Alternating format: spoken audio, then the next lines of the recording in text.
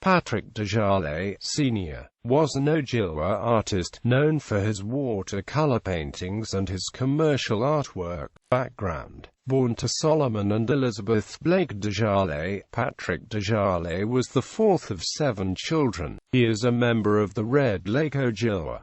As a child, Patrick spent a lot of his time wandering through the woods alone or with friends. The experiences that he had in the forests around his home often became the subject matter of his drawings that he had done as a child. After his mother died when he was 7 years old, Patrick spent most of his time in boarding schools in Red Lake and Pipestone, Minnesota. Red Lake High School is where he first developed an interest in an art career, with the encouragement from his English teacher, Miss Ross.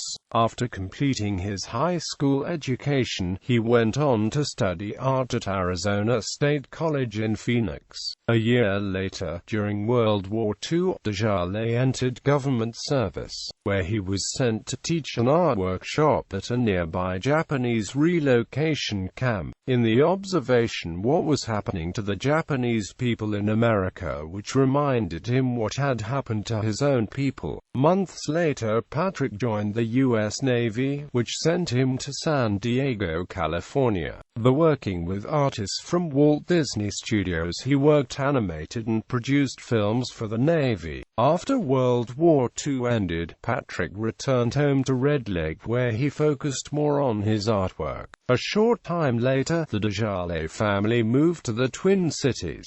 Patrick found employment as a commercial artist. Because of his experience of working with films, he was chosen to make an animated television commercial for Hamsbury. Soon, the comical and gentle Hamsbury bear he created became a familiar part in the lives of television audiences of the 1950s. Quote, "By creating the Hamsbury commercial artist, this opened him up to do more commercial art, where he created the Land O'Lakes Butter Maiden artwork. His individual style of painting was very different from his commercial works. It is also different from studio style that was being produced. World War II. The subject matter of the work that was being produced was Red Lake Ojibwa and the modern lives. His watercolor paintings had a distinct style that was all his own. His figures in many of his paintings are abstracted, and many attribute his influences from Cubism and Mexican muralism. Instead of using his watercolor paints in washes, he applied the paint by itself right to the surface of the paper. In his piece, Wild Rice Time, a male and female stylized figures are collecting wild rice in birch bark containers.